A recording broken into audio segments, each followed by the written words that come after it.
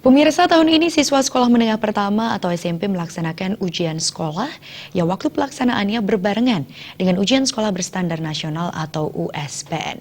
Pelaksanaan ujian sekolah dan USBN hari pertama terpantau lancar tanpa kendala teknis yang berarti.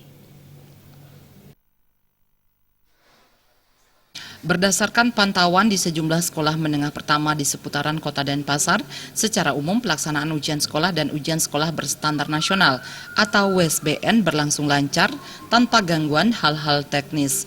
Meski hanya berstatus ujian sekolah, tiap-tiap sekolah tetap mengedepankan nilai-nilai kejujuran dan integritas dalam upaya meningkatkan kualitas siswa maupun sekolah. Berjalan dengan baik, gitu. Kita selalu memakai rambu-rambu ujian nasional maupun ujian sekolah. Itu walaupun kita USBN tetap rambu-rambunya adalah tingkat nasional.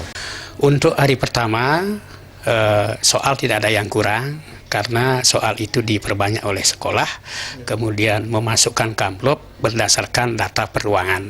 Berjalan dengan baik karena kita sudah persiapan dari awalnya, persiapan dari siswanya, kita sudah memberikan yang pertama dalam bentuk pengayaan terhadap siswa untuk lebih mengintensifkan mana pelajaran-pelajaran yang kurang dikuasai oleh siswa.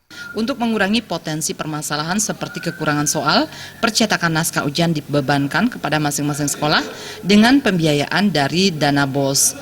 Khusus di Kota Denpasar, ujian sekolah dan USBN untuk sekolah menengah pertama diikuti 68 SMP swasta dan 12 SMP negeri. Alit Sidi dan Kadek Indrawan, Bali TV.